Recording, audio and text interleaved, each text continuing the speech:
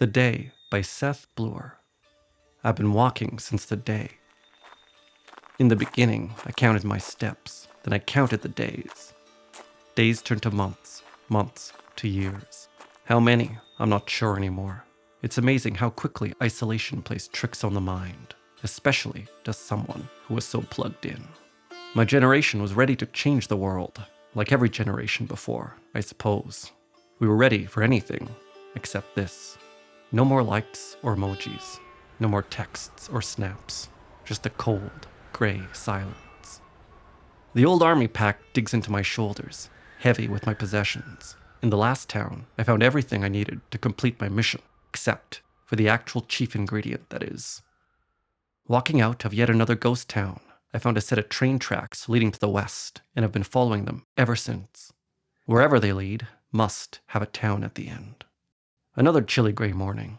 The sun burns in impotent pale yellow. Humanity, and the world with it, went out with a whimper. It was hardly even a fight.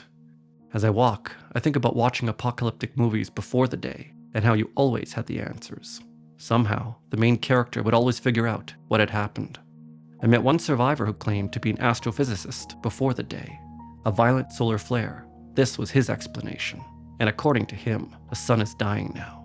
But who knows? He could have been full of it. The night before the day, I went to bed like normal.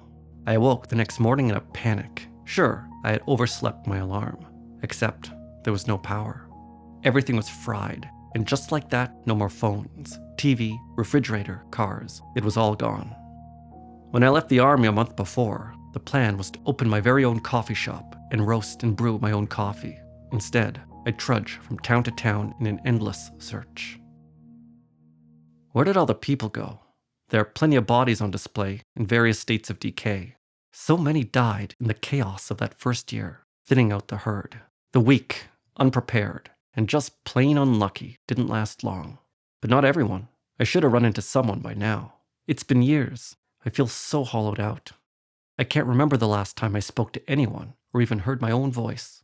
The longer I'm alone, the more I start to fade away. If a tree falls in the woods and no one is there to hear it, that type of thing. Can anyone hear me? Am I a ghost? 2 more days of walking brings me to the next town. Finding drinking water isn't a problem. There's a steady drizzle most days, and I can always refill my bottles. Staying dry is another story. I begin my search, looking for food first. In the back room of a greasy old diner, I find it. My heart skips a beat.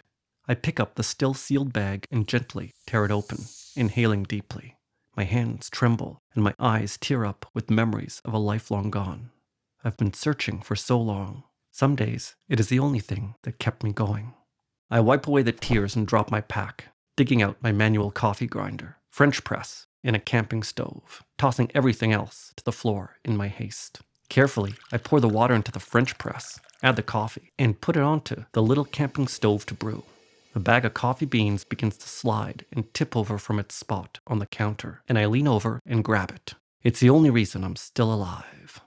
The deafening crack of a gunshot shatters the silence. The bullet missing me by less than an inch, ripping through the air where I just stood a second ago.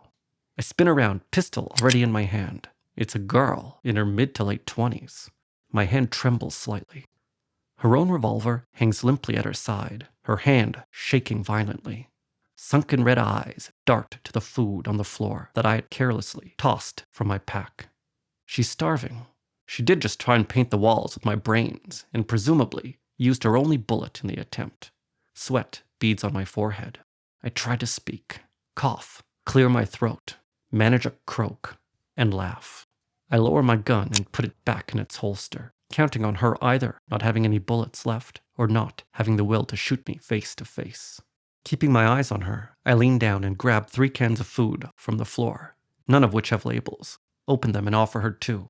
A can of ravioli that I secretly want to keep for myself, and a can of mangoes. I'm allergic to mangoes, but would have eaten them anyway. The third I kept for myself, black beans. Damn. Her eyes go wide and her gun clatters to the floor as she nods emphatically.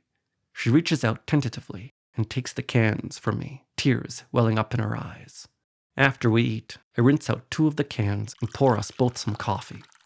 I inhale the rich aroma and then drink. burning the roof of my mouth. She sips her coffee and we both let out a deep sigh. The coffee is bold and rich.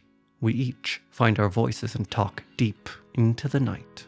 The next morning, after breakfast and a generous ration of coffee, we head down to the train tracks in search of the next town together. Maybe it's my imagination, but the pale sun seems to shine just a touch brighter than the day before, and the sky looks like it could someday be blue again.